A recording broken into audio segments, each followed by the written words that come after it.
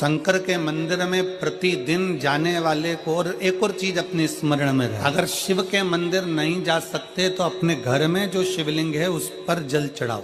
और यदि आप अपने शंकर के घर में शिवलिंग पर भी जल नहीं चढ़ा पा रहे हो तो किसी बेलपत्री का वृक्ष हो, उस वृक्ष के नीचे भी जल चढ़ाओ। और कभी कभी मौका मिले, कभी भगवान शंकर की बड़ी करुणा हो जाए, भगवान शंकर की बड़ी उदारता हो जाए, भगवान शंकर की बड़ी कृपा हो जाए, बड़ी कृपा हो जाए, भगवान शंकर जिस दिन तुम्हारे ऊपर बड़ी कृपा कर दे, किसी सोमवार को 3 नियम बना लो। जिस दिन मेरा भोले बाबा तुम पर कृपा कर दे उस दिन सोमवार का एक नियम, महीने का एक सोमवार मुझे ऐसा करना है, 3 नियम धारण करना है महीने के सोमवार को। पहला, सवेरे जाकर शंकर भगवान को 1 लोटा जल चढ़ाना है। दूसरा, दोपहर के समय पर जाकर मुझे बेलपत्री के वृक्ष के नीचे एक चावल का दाना रखकर बेलपत्री की 7, 11, 21, 108, 51 जितनी परिक्रमा आप लगा सकते हो वो लगाना है।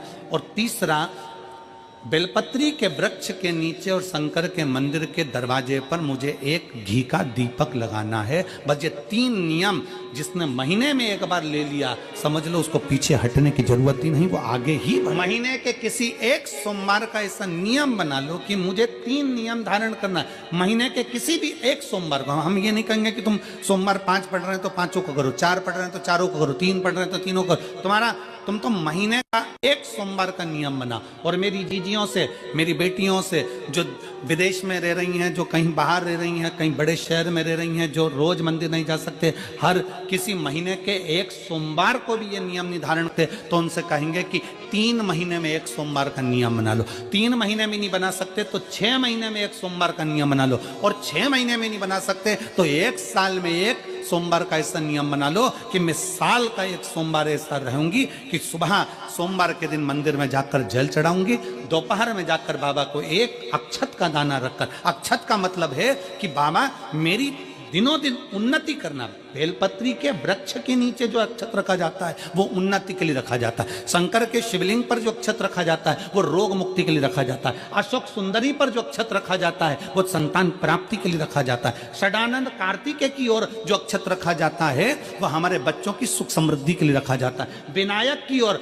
गणेश जी की ओर जो अक्षत रखा जाता है वो हमारे घर में कोई मंगल कार्य आ जाए उसके लिए रखा जाता है। और जो पीठिका होती है जिसपे शिवलिंग रखा होता है, पार्वती जी का हस्तकमल, उस पर अक्षत रखा जाता है तो नारी के अखंड सौभाग्य के लिए रखा जाता है। अक्षत रखने का भी तरीका है। एक चावल का दाना कहाँ रखा जाता है, क्यों रखा जाता है, कैसे रखा। अब कई लोग कहते हैं गुरुजी ये शिव महापुराण में आप ये नियम बताते हो, तरीका बताते हो। हम तो उनसे कहेंगे डॉक्टर के पास जाओगे तो डॉक्टर भी गोली लिखकर ये नहीं कह देगा कि ये सारी गोली एक साथ खा जा।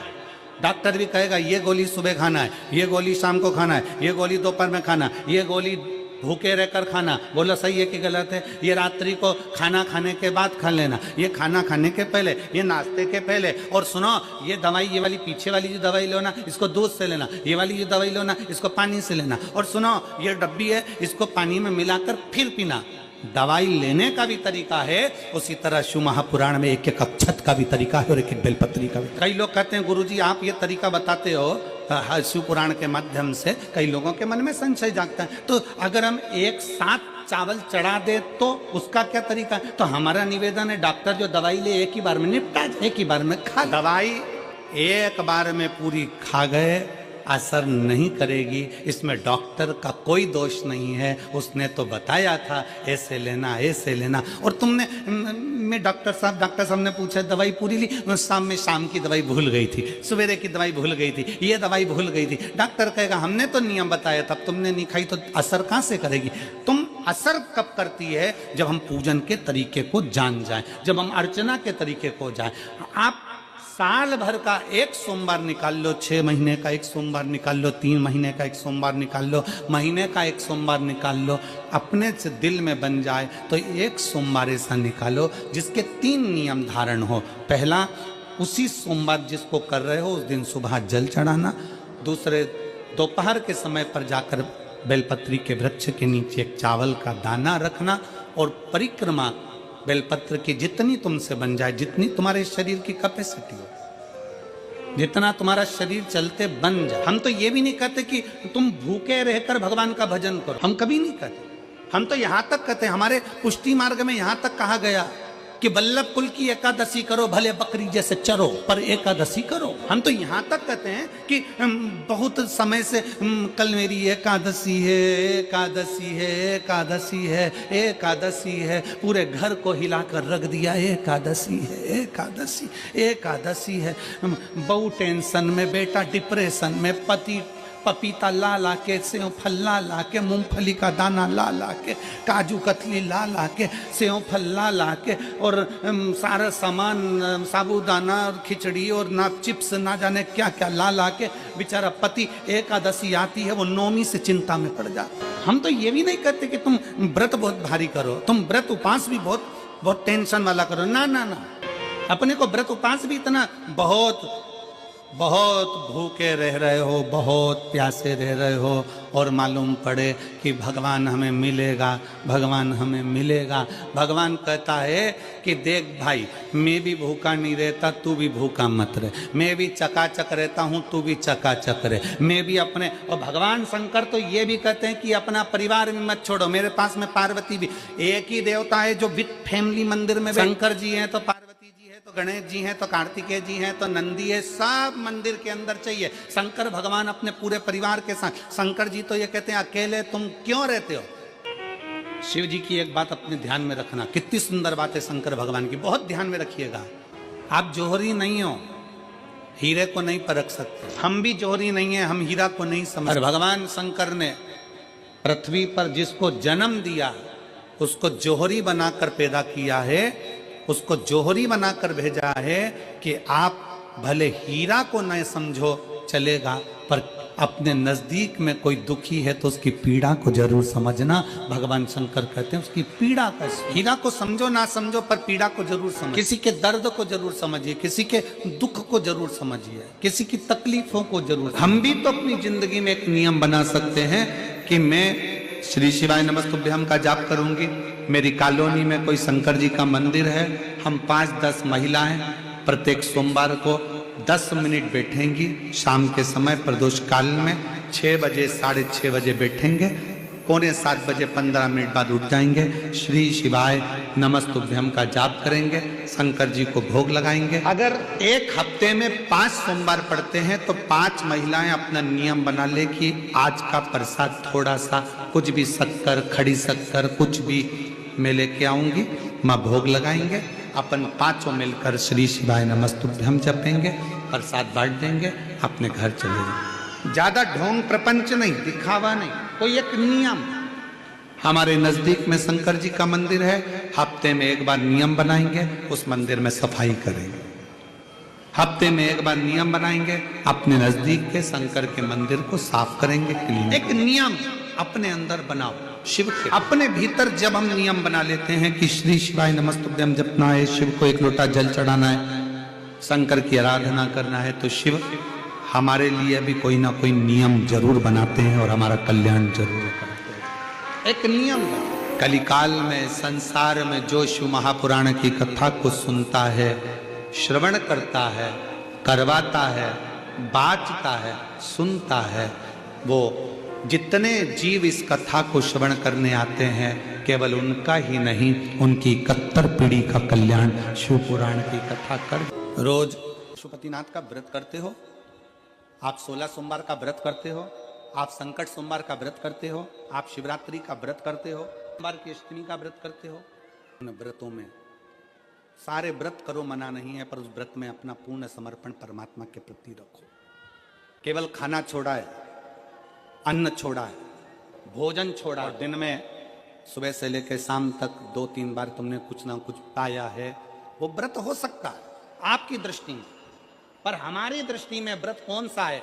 शिव महापुराण की कथा कहती है कि सुबेरे आपका व्रत चालू हुआ, दूसरे दिन ब्रह्म मुहूर्त तक जो आपका व्रत आपने रखा है, भगवान का जो व्रत कर रहे हो, उस व्रत में एक बात अपने अंदर उतार कर रखो कि इस दिन मैं अपने मोबाइल का त्याग करती हूँ, पूरे दिन मैं मैसेज नहीं पढ़ूंगी, मैं देखूंगी नहीं, मैं अपशब्द नहीं कहूंगी, मैं जानूंगी नहीं। दूसरा, आज के दिन मेरा व्रत है, आज 1 महीने में, 15 दिन में, 2 दिन में, 20 दिन में मैंने अगर किसी से भी अपशब्द कहा होगा, आड़ा टेढ़ा कहा होगा, तो सबसे पहले आज व्रत वाले दिन मैं उसको सॉरी कहूंगी, क्षमा मांगूंगी और अपने हृदय से लगाने का प्रयास करूंगी। व्रत है, व्रत का तीसरा अंश। आज मेरा व्रत है, मैं आज के दिन किसी को भी अपशब्द नहीं बोलूंगी, किसी के लिए आड़ा तड़ा नहीं बोलूंगा। आज जितना बन सकेगा मैं सात्विक जीवन जीऊंगा। चौथा, आज मेरा व्रत है, आज के दिन मैं झूठ नहीं बोलूंगी, ना झूठ बोलूंगा सुबह से लेकर शाम तक। और पांचवा, आज व्रत वाला दिन है, जितना फलार मैं करूंगी उसका पैसा जोड़ूंगी कि 15 रुपए का मैंने साबुदाना खाया, 10 रुपए का बटाटा खाया, ये खाया वो खाया, सारा हिसाब लगाकर 55, 60, 70 रुपए जितने होते हैं उसमें से एक अंश निकालकर मैं उसका एक भाग किसी गौशाला में जाकर गाय को चारा जरूर दूं। व्रत आपकी साधना, आपका तप, आपका बल, आप कैसा कर रहे? केवल भूखे रहने पर भगवत पद की प्राप्ति नहीं होती। शिव महापुराण की कथा कहती है कि भूखे रहने से भगवान की प्राप्ति नहीं होती। शिव पुराण की कथा कहती है भगवान को पाने की भूख बढ़ाने से भगवान की प्राप्ति होती है।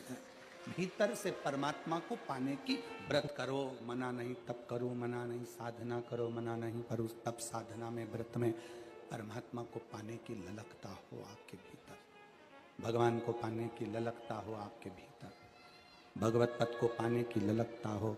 हाँ, पुराण की कथा एक बड़ी सुंदर बात कहती है, व्रत आप करते हो, उपास आप करते हो, नियम आप लेते हो, पूरा किसको करना पड़ता है? तुम्हें नहीं। व्रत आप करते हो, उपास आप करते हो, नियम आप लेते हो और पूरा दीक्षांकर करते हो। बस इतना जरूर याद रखें कि जैसे प्राप्त हो भी गया तो शिव को धन्यवाद देकर शंकर के दरवाजे पर जाते रहना, यह हमारा कर्तव्य। एक बहन जी ने पत्र लिखा था कल, पत्र में बहन जी ने लिखा कि शिव महापुराण तप का मतलब क्या होता? चलिए उपास का मतलब बताओ। खाना छोड़ देना व्रत नहीं है। दूसरे का धन छुड़ाकर खाना छोड़ देना व्रत है। शिक्षा दे देना, किसी को चिकित्सा की जरूरत है उसकी चिकित्सा में थोड़ा सा धन लगा देना, कोई रोते हुए के आंख के आंसुओं को पोंछ देना, किसी के दुख में खड़े होकर उसको खुशियां प्रदान कर देना, ये दुनिया का सबसे बड़ा व्रत है, सबसे बड़ी साधना, सबसे बड़ा तप। मन साफ है तो सारी गलतियां माफ है, और अगर मन ही साफ नहीं है तो गलती कौन माफ करेगा भाई? लंबी बाती का प्रमाण अलग होता है। लंबी बाती क्यों लगाई जाती है? भगवान के मंदिर में दीप में, देवियों की पूजन में, लक्ष्मी की वृद्धि के लिए। कौन से देवता के यहाँ लंबी बत्ती लगती है और कौन से देवता के यहाँ गोल बत्ती लगती है, उसका भी प्रमाण बनना।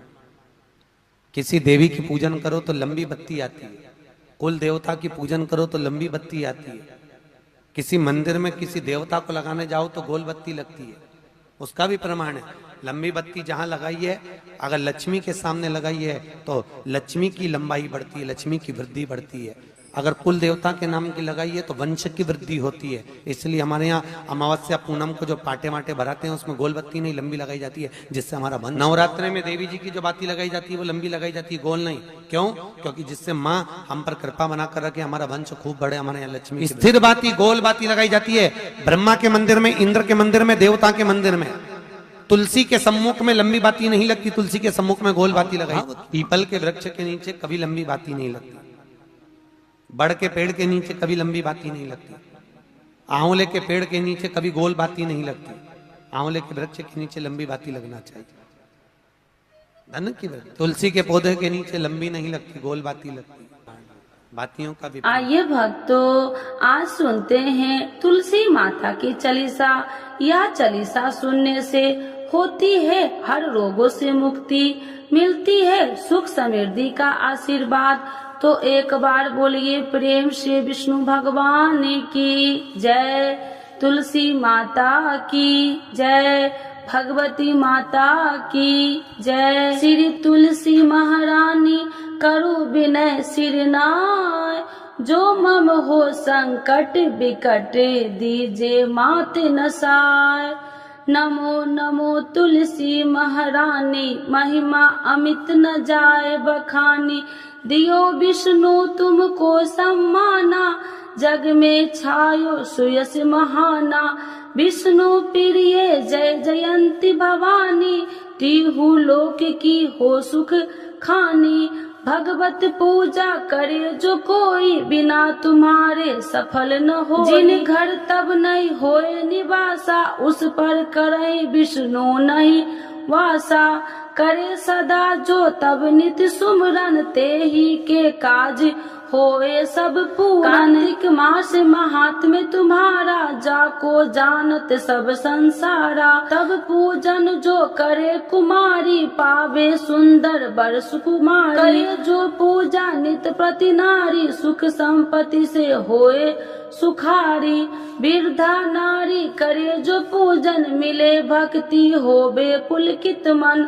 श्रद्धा से पूजे जो कोई, भवनिधि से तर जावे सोई। कथा भागवत यज्ञ करावे, तुम बिन नहीं सफलता पावे। छायो तब प्रताप जग भारी, ध्यावत तुम्हि सकल चितधारी। तुम्हि मात यत्र तंत्र में, सकल काज सीधे होवे क्षण में। औषधि रूप आप हो माता, सब जग में तब यश विख्याता। देव ऋषि मुनि और तपधारी, करत सदा तब जय जयकारी। वेद पुराणन तब यश ज्ञाया, महिमा अगम पार नहीं पाया। नमो नमो जय सुख कारिणी, नमो नमो जय दुख निवारिणी। नमो नमो सुख संपत्ति देनी, नमो नमो अख काटन छेनी। नमो नमो भक्तन दुख हरनी, नमो नमो दुष्टन मद छेनी। नमो नमो भव पार उतारिणी, नमो नमो परलोक सुधारिणी। नमो नमो निज भक्तन उबारिणी, नमो नमो जन काज सवारिणी। नमो नमो जय कुमति नशावनी, नमो नमो सब सुख उपजावनी। जयति जयति जय तुलसी माई, ध्याऊ तुमको शीश नवाई। निर्जन जानी मोहि अपनाओ, बिगड़े काज आप बनाओ। करूँ विनय मैं मात तुम्हारी, पूरन आशा करूँ हमारी। शरण चरण कर जोड़ी मनाओ, निस दिन तेरे ही गुण गाऊं। करहु मात यश अब मोह पर दाया, निर्मल होए सकल मम काया। मांगू मात या वर दीजे, सकल मनोरथ पूरन कीजे। जानू नहीं कुछ नेम उचारा, क्षमहु मात अपराध हमारा। 12 मास करे जो पूजा, ताशम जग में और न दूजा। प्रथम ही गंगा जल मंगवावे, फिर सुंदर स्नान करावे। चंदन अक्षत पुष्प चढ़ावे, धूप दीप नैवेद्य लगावे। करे आचमन गंगा जल से, ध्यान करे हृदय निर्मल से।